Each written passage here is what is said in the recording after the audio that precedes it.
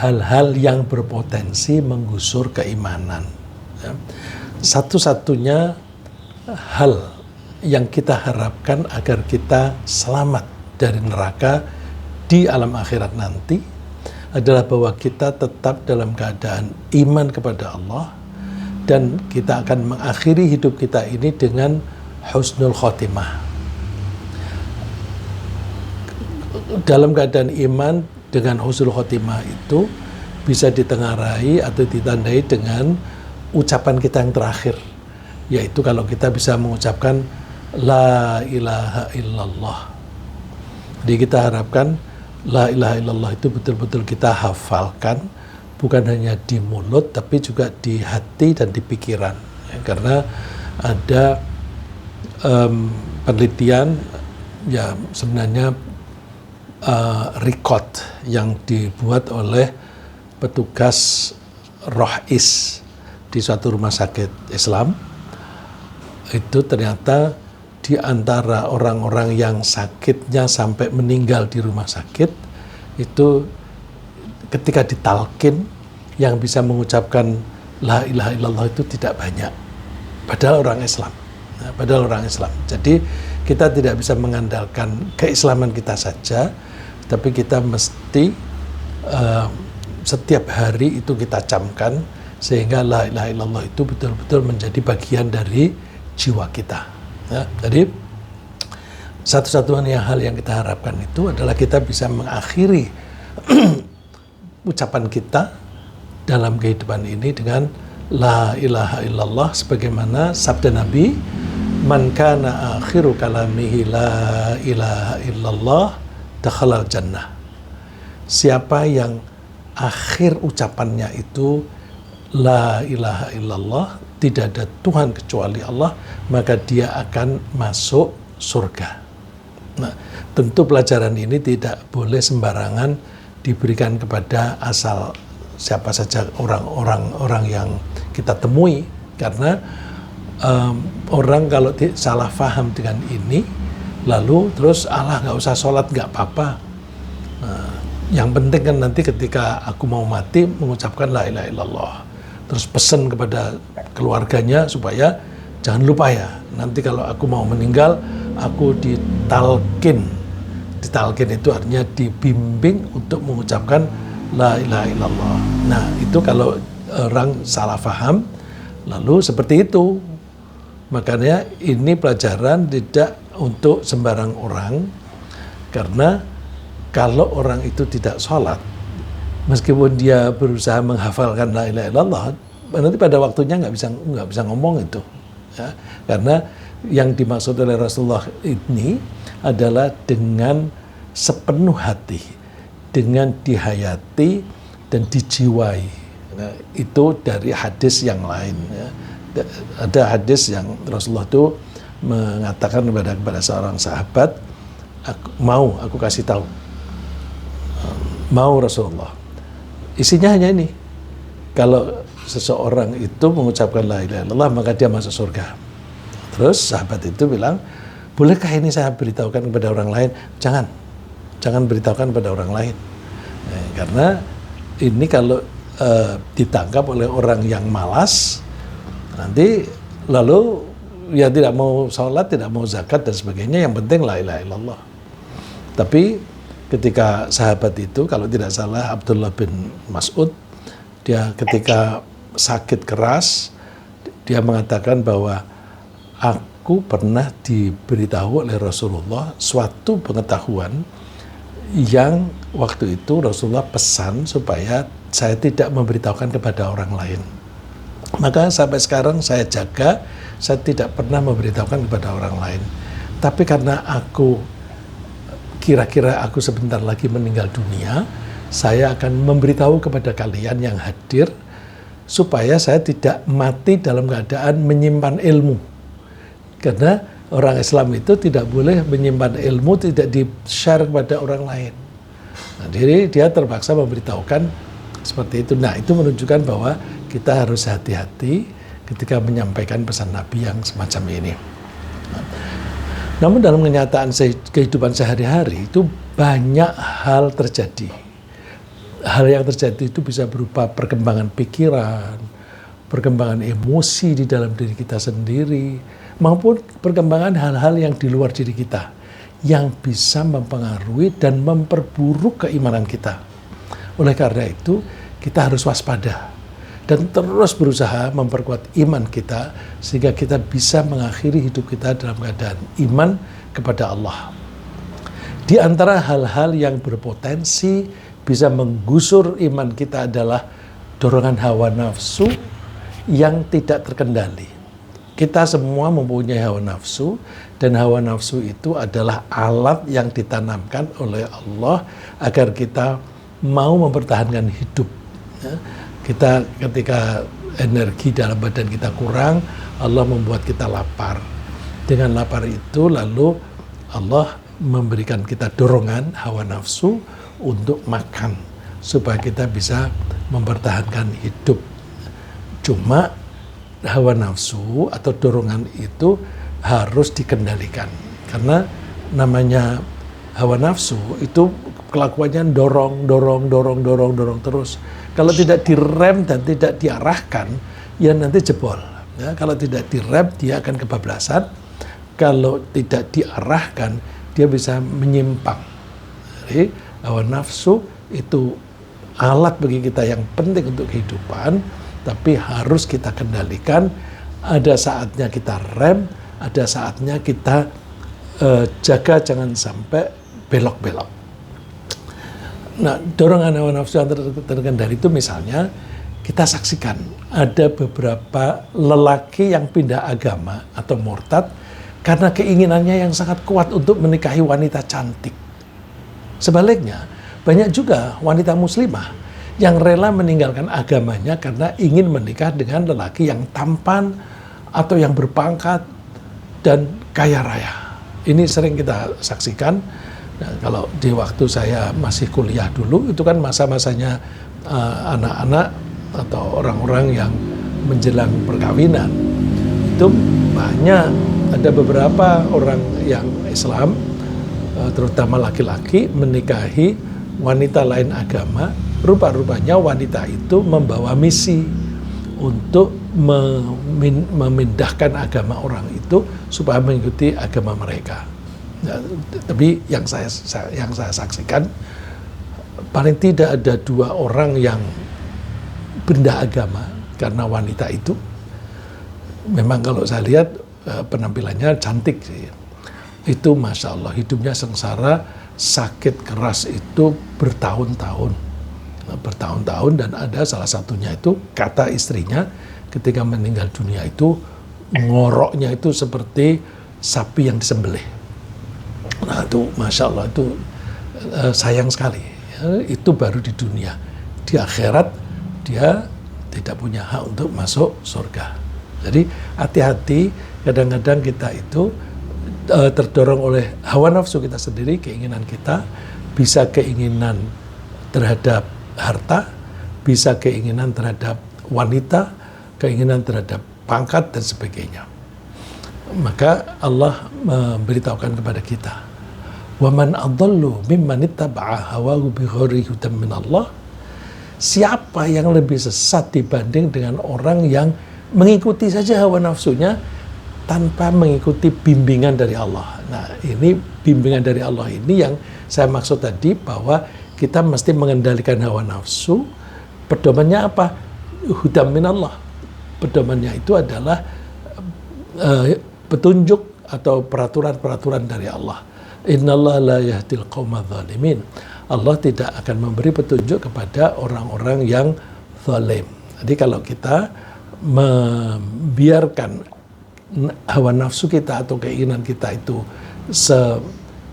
semau dia, ya, semau hawa nafsu kita sendiri, maka kita atau orang itu menjadi orang yang zalim. Nah, orang yang semacam itu tidak akan mendapatkan petunjuk dari Allah. Ya. Jadi satu, orang yang bisa menggusur keimanan adalah ketidakmauan kita untuk mengendalikan hawa nafsu.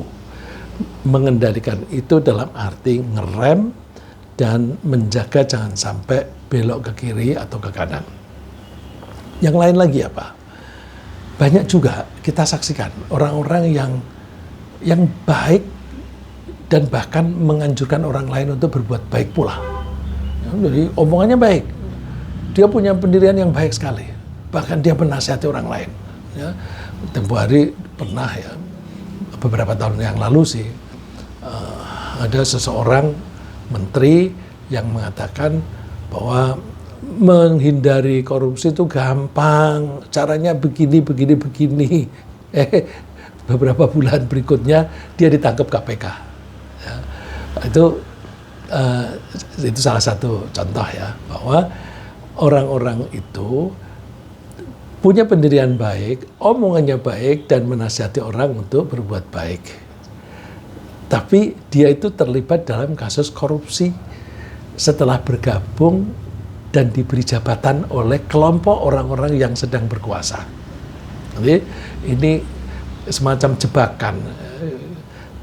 Banyak orang yang ketika dikasih jabatan, wah senang. Ya, apalagi kalau jabatan itu ditawarkan oleh presiden, itu kalau menolak itu menjadi tidak baik begitu. Jadi ada orang yang ditawari jabatan, kemudian dia itu terpengaruh oleh situasi. Ya. Sudah bisa diperkirakan bahwa kelak di hari pembalasan orang yang semacam ini, yang semula baik, kemudian dia hanyut dalam kebiasaan atau tradisi korupsi semacam itu, maka kelak akan menyesal. Ya. Kalau dia tidak sempat bertaubat ketika sebelum meninggal dunia. Ya. Orang yang tersesat semacam itu menyesalnya antara lain yang dikutip oleh Tuhan di sini. Jadi Tuhan bisa mengutip kata-kata orang yang ngomongnya kelak di akhirat. Karena Allah itu mengetahui kejadian-kejadian baik waktu lampau, sekarang maupun akan datang. Jadi apapun yang akan terjadi di akan datang itu Allah sudah tahu. Apapun yang akan diomongkan oleh seseorang di masa akan datang, termasuk di akhirat, Allah itu sudah tahu. Ya, keluhannya mereka itu, ya wailata laitani lam attakhidh fulanan khalila. Aduh, celaka aku. Seandainya dulu aku tidak berkawan akrab dengan si fulan, dengan orang itu. Ternyata si fulan itu menyesatkan aku, membuat aku lupa kepada Tuhanku. Padahal aku sudah mendapatkan petunjuk dari Tuhan. Nah, itu memang ajakan setan. Lalu komentar Allah, wa kana syaitanu lil insani khadzula. Setan itu memang tidak peduli bahkan kepada orang yang dulunya mengikuti dia, mengikuti ajakan dia. Kita lihat aja, kalau orang yang korupsi ikut-ikutan, nanti kan ketika di pengadilan, dia dipasih pesan, diwanti-wanti, jangan melibatkan orang lain. Sehingga seolah-olah dia menjadi pelaku tunggal. Ya, terus, padahal dia itu korupsi disuruh oleh orang lain. Tapi dia tidak boleh bilang bahwa dia disuruh orang lain. Nah, terus gimana? Dia rugi dong? Enggak, ada banyak orang mengaku bahwa si anaknya yang bilang, kamu kesulitan ekonomi. Enggak, malah lebih makmur. Bapaknya di penjara, tapi keluarganya lebih makmur karena dijamin tadi. Nah, karena dia berkawan dengan orang-orang itu, kemudian dikasih jabatan, tapi ada pesan bahwa kamu harus mengumpulkan dana sekian untuk kepentingan pemilihan umum misalnya. Nah, jadi dia korupsi untuk kepentingan kelompok. Ini sedikit saja saya cerita pendek. Ada teman yang tidak hanya satu orang ya, ada teman yang salah satu diantaranya itu ditawari untuk menjadi direktur di suatu perusahaan besar. Tetapi dia dibilang waktu itu kira-kira 25 tahun yang lalu ya, dia disuruh membayar 6 miliar. Dia bilang, waduh saya nggak punya uang sebanyak itu. Lalu atasannya bilang, enggak, kamu tidak perlu punya duit. Yang penting kamu bilang mau. Kalau kamu bilang mau, nanti duit itu akan ada. Nah, itu artinya apa? akan ada sponsor yang memberi. Nanti ketika dia jadi direktur, dia harus memberi proyek kepada sponsor-sponsor tadi. Ada juga teman yang dia mempunyai jabatan yang cukup lumayan beberapa tahun yang lalu, ya, sebelum pemilu 19, ya, itu ditawari dia untuk memegang perusahaan yang levelnya daerah tapi besar, ya. Levelnya sifatnya daerah tapi besar. Dia ditawari jabatan itu, tapi dengan syarat dia suruh pilih perusahaan yang mana, A, B, C, D. Kalau dia pilih A, nanti dia harus setor 1/4 triliun 2 tahun yang akan datang. Terus kalau kamu pilih si B, kamu harus setor 1 triliun dan sebagainya. Lu kok bisa? Ya, perusahaan A punya proyek ini nilainya sekian. Perusahaan B punya proyek ini nilainya sekian. Maka kamu tentu bisa menyisihkan sekian gitu. Terus dia tolak. Kenapa 2 tahun? Karena 2 tahun berikutnya itu pemilu. Nah, terus dia tolak. Saya tanya, ada nggak yang mau mengambil itu? Oh, rebutan, Pak. Nah, rebutan. Terus beberapa tahun kemudian ditawari perusahaan yang sifatnya nasional. Nah, terus dengan catatan yang sama tadi. Tapi dia menolaknya. Ya. Jadi berkawan itu hati-hati. Itu kadang-kadang orang baik bisa menjadi terjumus. Nah, itu kita bisa lihat perilaku orang itu. Dulunya ngomongnya baik-baik, tapi kok tiba-tiba balik arah. Ya. Balik arah. Kadang-kadang menyangkut Islam. Ya. Kadang-kadang menyangkut Islam, dulunya itu membela-bela Islam. Kemudian suatu saat malah mendiskreditkan Islam. Atau paling tidak mendiskreditkan kelompok-kelompok Islam. Nah, itu biasanya indikasinya itu semacam itu. Ya, kalau saya tanya teman-teman wartawan yang dekat begitu, yang balik arahnya itu atau yang beloknya itu 90 derajat begitu, itu biasanya kasusnya uang. Tapi kalau baliknya sampai 180 derajat, itu biasanya kasusnya tidak hanya uang, tapi juga ada kasus wanita. Nah, itu berasal dari pergaulan. Maka kita hati-hati di dalam memilih teman. Nah, kemudian orang-orang yang sudah terlanjur pernah melakukan kejahatan terhadap masyarakat, seperti korupsi, juga rawan kehilangan keimanannya. Seharusnya mereka berhenti melakukan kejahatan itu dan bertaubat kepada Allah. Tapi di antara mereka ada yang meminta perlindungan kepada penguasa. Ya, karena kalau dia tidak minta perlindungan, nanti dia masuk penjara. Maka caranya gimana? Dia masuk partainya penguasa. Nah, itu artinya dia minta perlindungan. Yang kelompok itu justru menyuruhnya memanfaatkan keterampilannya untuk berkorupsi lagi dengan perjanjian bahwa hasilnya akan disetorkan kepada mereka. Nah, ini kita lihat beberapa orang. Ya. Ada orang yang dulu beberapa tahun yang lalu itu dia dituduh korupsi dan masuk penjara. Suatu saat dia menjadi pimpinan kepimpinan partai politik. Ya. Kok bisa? Dia itu kan kalau bahasa Inggrisnya itu convict.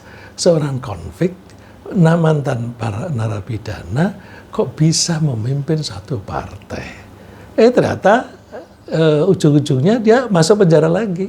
Ya, masuk penjara lagi dengan kasus yang lebih besar. Kira-kira apa? Korupsinya dulu itu bukan untuk dirinya saja, ya dirinya dapat, tapi juga untuk kelompoknya. Nah, kemudian karena dia mempunyai keterampilan dalam korupsi, dia dikasih posisi lagi supaya bisa korupsi yang lebih besar. Ya. Kemudian dia lakukan itu, masuk penjara lagi. Ya, kebetulan penguasa itu kan tidak selalu di atas, kadang-kadang kan bergeser. Nah, ketika bergeser kena dia. Ya. Nah, karena itu kita jangan mencari perlindungan kepada orang-orang yang suka melanggar. Orang-orang yang suka melanggar itu termasuk setan. Ya. Masih ingat, setan itu julukan untuk manusia maupun untuk jin yang perilakunya menyimpang dan mengajak orang lain untuk menyimpang. Nah, itu namanya setan. Bisa dari manusia, bisa dari jin. Nah, kalau ada orang jahat dan dia mengajak orang lain untuk mengikuti jejaknya, setan itu. Nah, oleh karena itu kalau ada orang semacam itu, kita jangan minta perlindungan kepadanya. Karena itu berbahaya. Wa may yattakhidz syaitana waliyyan min dunillahi faqad khasira khusranan mubina. Siapa yang menjadikan setan sebagai pelindung di sini wali, ya. Waliyun itu artinya pelindung. Siapa yang minta perlindungan kepada setan bukan kepada Allah, dia pasti akan rugi serugi-ruginya. Karena apa? Setan itu ya'iduhum wa yumannihim wa ma yu'annihum wa ma yumannihum wa ma ya'iduhum syaitanu illa ghurura. Setan itu sukanya janji-janji dan ngiming-ngimingi, tapi janjinya palsu. Ya, janjinya palsu. Janjinya itu disebut menipu. Nah, kita juga lihat banyak orang yang mengumbar janji, tapi mana buktinya nggak ada. Janjinya sampai puluhan macam, satu pun nggak muncul. Itu. Nah, ulaika ma'wahum jahannam wala yajiduna anha mahisa.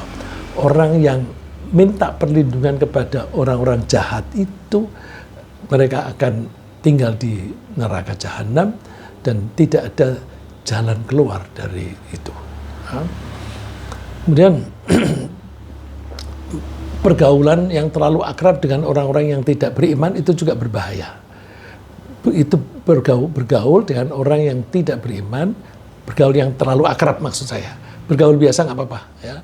Bergaul biasa, apalagi hubungan profesional itu dalam dagang dan sebagainya itu nggak apa-apa. Tapi jangan sampai terlalu akrab. Terlalu akrab itu ukurannya apa sih? Terlalu akrab itu kalau kemudian kita itu mudah empati kepada dia. Itu berarti persahabatannya itu sudah sampai menembus ke hati. Nah, itu terlalu akrab. Karena apa? Nanti kalau dia misalnya terjerumus, tapi kemudian dia terjerumus itu karena kesalahannya sendiri, kita ingin membela padahal dia melakukan kesalahan. Nah, itu salah satu bahayanya itu. Tapi bahaya di sini sebelum itu, ya. Jadi pergaulan yang terlalu akrab dengan orang yang tidak beriman itu berpotensi menggusur keimanan karena mereka akan berusaha mempengaruhi dan mengajak teman-temannya untuk mengikuti jejak mereka. Misalnya gimana? Ketika mereka bepergian ke negara-negara yang bersuhu dingin, misalnya, ya, mereka lalu mengajak teman-temannya untuk menghangatkan badan dengan mengkonsumsi bir, mengkonsumsi anggur yang haram. Atau mengajak mereka melakukan kesenangan dengan wanita-wanita penghibur. Ini kan saya dulu suka pergi ke luar negeri, ya. Itu ada kalanya saya pergi sendiri, kemudian saya ketemu teman yang kebetulan tinggal atau sedang bertugas di negara itu. Ya saat itu lagi di New York, ya. Kemudian saya telepon, wah dia baik sekali. Saya diajak makan. Habis makan, terus diajak ke tempat minum, ya, warung minum, kopi atau mereka di kafe begitu. Nah, ketika di kafe itu saya lihat daftar minumannya, waduh, lah ini kok kayaknya semuanya mengandung alkohol nih. Saya tidak tahu karena bahasanya bukan bahasa Inggris. Ini yang mana nih yang tidak mengandung alkohol? Coba saya pesan yang menurut saya dari namanya itu nggak mengandung alkohol. Ternyata mengandung alkohol juga. Jadi kita diservis di negara lain begitu, ya, senang sekali ketemu teman. Ya, karena dulu ketemunya kan masih di Jogja sama-sama sekolah begitu. Ya. Ada lagi misalnya pas meliput kegiatan di Filipina waktu itu kebetulan. Terus kenalan dengan wartawan setempat. Nah, ketika berkawan dengan wartawan setempat kan kita juga ingin di mana sih makan yang yang enak di sini. Diajaklah ke seafood restoran. Masya Allah, luar biasa. Itu di Ancol itu ada seafood restoran, itu kalah itu. Semua macam ikan itu ada. Dan semuanya segar, ada yang masih hidup. Itu terus ternyata makannya semuanya kenyang. Saya bilang sama teman, aku yang traktir. Wah, kayak orang yang duitnya banyak, tapi ternyata murah. Jadi, Masya Allah, kita makan banyak orang, tapi habisnya hanya sedikit gitu. Saat itu karena ekonomi Filipina sedang terpuruk. Terus oleh wartawan itu diajak jalan-jalan ke tempat berkumpulnya para wartawan. Rupa-rupanya orang sana itu banyak di antara para wartawan setelah pulang dari kerja jam 12 malam, mereka nggak pulang ke rumah. Main dulu, kumpul dulu, ada yang main bola sodok, ya, ada yang main kartu dan sebagainya untuk menghilangkan stres. Nah, terus diajak minum, ayo minum. Lagi seperti itu juga minumnya, waduh, ini minumannya minuman keras. Gitu. Jadi hati-hati kalau kita itu terlalu akrab, kita mau menolak seperti itu, rasanya nggak enak. Bisa juga ajakannya itu, kita mumpung di sini nggak ada orang, nggak ada kenalan kita, nggak ada kawan-kawan kita, ayo kita nonton. Wah, apa itu nonton? Pertunjukan yang tidak boleh dilihat lah gitu. Ya. Oleh karena itu hati-hati. Ya. Kemudian itu tadi berkawan, ya, itu kita tidak boleh terlalu akrab. Kita juga hati-hati, jangan sampai kita itu mentaati, apalagi ini mentaati itu lebih berbahaya lagi. Jadi diajak apa-apa terus taat. Allah wanti-wanti, ya ayyuhalladzina amanu in tuti'ul ladzina kafaru yaruddukum ala aqabikum fatanqalibu khasirin. Hai orang-orang yang beriman, kalau kamu taat kepada orang yang kafir, maka mereka itu akan membuat kalian murtad, berbalik agama, kemudian kalian akan rugi. Nah, ini taat ini misalnya ya, kalau kita mau trekking atau mendaki gunung, itu kan pakai rombongan. Nah, rombongan itu kan ada yang ngatur, karena harus dipimpin oleh orang yang mengetahui jalan. Bukan hanya jalan saja, juga mengetahui di mana ada air, di mana bisa istirahat, bikin camping dan sebagainya.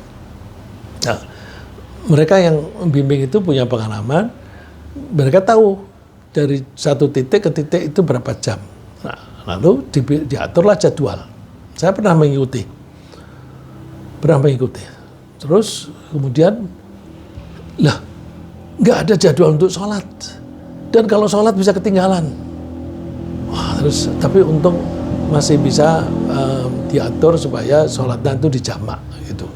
Nah, jadi kita kan terpaksa taat kepada pimpinan karena yang mengetahui lokasi dan yang bisa mengatur waktunya dan sebagainya itu kan mereka. Tapi karena mereka itu orang-orang kafir yang tidak perlu sholat, ya, merasa tidak perlu sholat, yang ketika menyusun jadwal ya tanpa ada sholatnya. Nah, itu akibatnya kita bisa meninggalkan agama kita. Kemudian kebiasaan menerapkan cara berpikir sekuler. Cara berpikir sekuler itu antara lain bahwa kebenaran itu tidak harus berhubungan dengan agama, atau tidak ada kaitannya peristiwa alam dengan penciptanya. Kalau kita orang Islam, kejadian alam itu pasti dibuat oleh penciptanya. Dengan begitu kita tidak bisa belajar fisika tapi tanpa menyertakan ilmu tauhid, nggak bisa. Jadi kalau mau belajar fisika silakan. Kalau kita mendasari pelajaran kita dengan keimanan, maka makin banyak kita mengetahui tentang rumus-rumus fisika, itu makin dekat kita kepada Allah. Karena kita akan makin kagum betapa Allah maha kuasanya, dan betapa Allah itu maha penyayangnya, menyayangi kita dengan menciptakan barang-barang itu. Ya, kan Allah sendiri mengatakan semua yang ada di bumi dan juga bahkan di langit itu diciptakan untuk kegunaan bagi manusia. Nah, oleh karena itu, ya udah kita ambil apa saja, nanti akan ada gunanya. Nah, ini belakangan ini kan ada perdagangan yang sekarang ini sensitif sekali antara Amerika dan Cina. Cina itu banyak mengekspor rare earth, ya, rare earth. Rare earth itu apa? Tanah yang jarang. Tanah yang jarang itu bukan pasir itu, ya. Butir-butir pasir, ada butir-butir pasir tertentu yang namanya tuh, ya, kalau saya yang belajar ya aneh-aneh tuh, ada yttrium, ya. Terus rupanya mineral atau pasir itu bisa digunakan untuk bikin baterai yang kuat, bisa dipakai untuk melapisi mesin jet. Nah, jet itu kan perputarannya cepat sekali, sehingga logam-logam yang terlibat di situ atau casingnya itu kan mesti panas sekali. Supaya bisa tahan panas gimana? Itu dilapisi dengan tanah jarang itu tadi, rare earth. Kemudian kalau mau bikin bom juga ada komponen-komponen yang ada mineral-mineral yang bisa dipakai untuk itu. Bahkan IT itu juga sangat tergantung pada itu.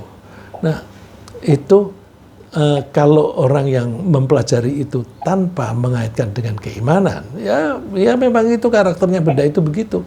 Tapi kalau ada keimanan berdasarkan tauhid, kita akan mengagumi bahwa Masya Allah, Allah ini membuat semua yang ada di bumi ini bermanfaat. Pasir itu sampai jenis-jenis pasir yang kayak apapun itu semuanya berguna. Ada pasir yang menjadi nikel, pasir yang menjadi besi dan sebagainya. Ya. Jadi kalau ada orang berpikirnya itu pakai pola pikir sekuler, tidak mengaitkan antara kejadian alam dengan penciptanya, maka dia bisa makin hari makin jauh dari Tuhan dan bisa menganggap mereka lebih maju daripada Al-Quran, lebih maju daripada ajaran agama. Itulah sebabnya banyak orang ketika disodori statement yang berdasarkan agama, mereka bilangnya, itu kuno. Ya, kalau dari orang dulu aja sudah bilang, asatirul awwalin, itu ajaran kuno. Apalagi sekarang ketika teknologi makin maju, orang makin menganggap bahwa ajaran agama itu kuno. Padahal kalau kita mempelajari Al-Quran, Masya Allah, itu banyak sekali statement-statement yang justru bisa menjadi sumber inspirasi untuk pengembangan teknologi. Nah, zaman dulu, ketika orang-orang yang berpikir sekuler begitu dikasih tahu oleh para rasul atau disodorkan ayat-ayat dari Allah, mereka menolak karena mereka menganggap bahwa itu kalah dengan pengetahuan yang aku miliki. Falamma ja'atuhum rusuluhum bil bayyinati farihu bima 'indahum minal 'ilm. Ketika mereka diberitahu oleh para rasul, dijelaskan, mereka lebih membanggakan ilmu yang mereka miliki. Nah, jadi hati-hati. Kalau kita ini kan sudah terlanjur terbiasa mulai dari kecil belajar secara sekuler. Sehingga ada misalnya pemisahan ilmu agama dan ilmu umum. Nah, itu kan berarti ilmu fisika, kimia, dan sebagainya. Itu ilmu umum yang nggak ada hubungan dengan agama. Tidak hanya orang awam saja. Ada ustadz yang bilang bahwa kalau belajar fisika itu nggak ada pahalanya. Ada teman yang tersinggung, teman itu dokter. Lah, kalau tidak ada gunanya, aku belajar kedokteran itu kan belajar biologi, belajar kimia, belajar fisika, nggak ada gunanya dong. Jadi ustadz itu ngawur, ngaco.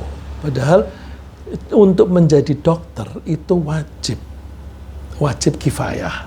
Karena kalau suatu masyarakat, kelompok orang di situ tidak ada dokternya satupun, maka kalau ada satu saja yang sakit, apalagi kalau sakitnya menular, itu semua bisa kena.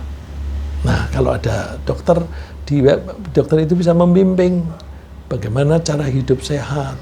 Kalau ada yang terlanjur sakit, maka dia bisa membantu untuk mengobatinya. Nah, jadi hati-hati, kita jangan memisahkan antara peristiwa alam dengan Tuhan. Karena Tuhan itulah yang menciptakan alam itu. Ada lagi yang bisa menggusur iman, kenikmatan. Kenikmatan hidup yang berlebihan. Ya, yang seringkali ditandai dengan bergelimangnya harta dan besarnya kekuasaan. Itu juga berpotensi membuat pemiliknya itu lupa kepada Tuhan. Lupa. Ya, orang yang kaya itu kan biasanya karena sibuk. Kesibukan itu membuat dia tidak punya waktu untuk sholat. Akhirnya lupa kepada Tuhan. Itu orang pelakunya. Anak-anaknya yang tidak ikut bekerja itu juga cenderung untuk sesat. Karena apa? Dia tuh merasa bangga mempunyai harta banyak dari bapaknya, bahkan bisa sombong. Nah, itu kejadian-kejadian belakangan ini kan yang menganiaya orang lain itu kan ternyata anaknya orang-orang kaya, terutama yang kekayaannya itu dari penghasilan yang tidak halal. Nah, jadi hati-hati kalau kita kebetulan menjadi orang kaya, kita syukuri kekayaan itu dan kita gunakan kekayaan itu untuk mendekatkan diri kepada Allah. Misalnya, ini aku mau punya uang lebih, aku pakai untuk investasi akhirat. Apa itu? Wah, kebetulan masjid itu sedang dibangun, atau masjid itu sedang renovasi, atau masjid itu akan mengganti karpet. Nah, aku mau nyumbang. Ya. Ini kalau Pak Uun itu mau ganti karpet itu diumumkan aja tuh. Ini kita mau beli Pak karpet, gini terus orang-orang pada nyumbang, terus tergantilah semua karpet di masjidnya. Nah, itu kalau ada pengumuman-pengumuman itu kita manfaatkan. Mumpung aku punya duit. Karena kalau suatu saat aku nggak punya duit, aku nggak bisa andil. Nah, ini hati-hati karena harta yang banyak itu bisa membuat lalai. Allah memperingatkan kita. Misalnya begini, ketika di akhirat nanti, orang-orang yang menjadi tokohnya orang yang durhaka. Ya, saya bilang orang yang durhaka karena bisa juga dia orang Muslim tapi durhaka, bisa orang kafir tapi durhaka. Jadi kuncinya di durhaka. Durhaka itu yang membuat dia masuk ke neraka. Tentu kekafiran juga. Nah, orang-orang yang menjadi panutannya orang sehingga orang-orang yang mengikutinya itu masuk ke neraka. Lalu Allah bertanya, apakah kamu yang menyesatkan mereka? Terus mereka menjawab, qalu subhanaka ma kana yanbaghi lana an nattakhidha min dunika min awliya walakin matta'tahum wa aba'ahum hatta nasu dzikr wa kanu qauman bura. Bukan Tuhan, ini sama-sama di neraka, tapi karena sudah melihat bukti bahwa ternyata neraka ada beneran. Jadi saat itu dia sudah mempercayai keberadaannya neraka, tapi kepercayaan pada saat itu tidak menolong dia. Dia tetap aja di neraka. Dia bilang, Maha suci engkau Tuhan, kalau kami itu mengajak-ajak mereka. Mereka itu sesat karena mereka itu mendapatkan kenikmatan, baik yang mereka peroleh sendiri maupun dari bapak-bapaknya. Jadi, mata'tahum wa aba'ahum. Jadi bapak-bapaknya yang bekerja, yang korupsi dan sebagainya, anak-anaknya tidak bekerja tapi ikut menikmati harta itu. Nah, itu bisa membuat mereka sesat sampai mereka lupa kepada Allah. Karena itu maka wa kanu qauman bura, yang mereka binasa karena kemudian tinggalnya di neraka. Nah, lagi jika kelonggaran ekonomi itu membuat mereka jatuh cinta pada harta, ya, karena duit itu kan enak ya. Karena kalau kita punya keinginan apapun, duit bisa dipakai untuk memperolehnya. Ingin punya rumah yang besar, pakai duit. Pengen mobil yang baru, yang mewah, pakai duit. Ingin, mohon maaf, wanita cantik yang bisa dibeli hanya satu malam dan sebagainya gitu, asal ada duit. Nah itu jadi kelonggaran ekonomi itu bisa membuat orang jatuh cinta pada duit itu karena duit itu fleksibel, bisa dipakai untuk memperoleh apapun yang disukainya. Nah, orang semacam itu kecenderungannya bisa menjadi rakus, ya, jadi mencari sebanyak-banyaknya. Coba orang koruptor itu sudah kaya, tapi tetap aja rakus, kepengen memperoleh yang tidak halal. Terus bisa juga berbarengan dengan itu, karena mereka kepingin mengumpulkan sebanyak-banyaknya, mereka tidak ingin hartanya berkurang sedikit pun. Karena tidak ingin berkurang sedikit pun, akhirnya dia menjadi kikir. Karena kikir, lalu dia tidak mau membayar zakat, tidak mau bersedekah. Ya, kalau ada orang miskin, salahnya sendiri, dia malas kerja, misalnya begitu. Hati-hati ya. Kalau dia tidak mau membayar zakat, berarti dia menolak perintah Allah. Kalau menolak perintah Allah, berarti dia kafir. Karena dia kafir, maka berarti imannya hilang dari hatinya. Oleh karena itu, hati-hati. Rasulullah anti-anti, wala yajtami'u syuhhu wal imanu fi qalbi 'abdin abada. Rasa kikir dan keimanan, jadi rasa kikir dan keimanan itu tidak mungkin bersatu padu di dalam satu hatinya seseorang. Kalau orang itu punya iman, imannya benar, kikir mesti pergi. Tapi kalau orang itu menjadi kikir, imannya yang pergi. Ya, jadi tidak mungkin bersama. Kok bisa begitu? Ya karena orang yang beriman itu meyakini bahwa harta itu pemberian dari Allah, kita diperintah untuk mengelola. Mengelola itu untuk diri kita sendiri dan untuk lingkungan kita. Nah, oleh karena itu orang yang beriman itu ketika kaya dia tidak menikmati sendiri tetapi berbagi sehingga tidak ada gap atau paling tidak gapnya kecil antara si kaya dan si miskin. Nah kalau dia itu tidak mau berbagi, dia berarti dia tidak mentaati Allah, tidak mau mentaati perintah Allah untuk membayar zakat. Nah, orang tidak mau menuruti perintah Allah, itu kafir. Ya. Juga kalau dia menganggap ketika kikir itu, jangan hartaku ini untuk cadangan hari tuaku, dan juga untuk cadangan anak cucuku. Nah, orang itu kalau sampai menganggap seperti itu, dia menganggap bahwa aku bisanya hidup kalau dengan uang ini. Kalau uang ini dikurangi, aku nanti nggak bisa hidup. Aku makan apa nanti? Nah, itu menjadi musyrik. Karena apa? Seharusnya dia menggantungkan hidup itu kepada Allah, tapi dia menggantungkan hidup pada harta. Nah, itu musyrik. Terus ada pula di antara orang-orang yang merasa tenang ketika mereka itu berkecukupan harta dan tidak menghadapi masalah dalam kehidupan. Nah, orang yang semacam itu suka tenang ketika beribadah. Ya, karena nggak ada problem. Tapi begitu dia terkena problem, apakah karena sakit atau karena kemudian dia ketipu, menjadi miskin, maka dia menjadi putus asa, lalu terus orang putus asa itu kan lemes, tidak punya harapan, lalu tidak mau beribadah. Nah, orang semacam ini imannya nggak stabil. Allah menyebutnya, wa minan nasi may ya'budullah ala harf. Ada di antara orang-orang itu yang mengabdi kepada Allah atau beribadah kepada Allah itu di pinggiran, marginal.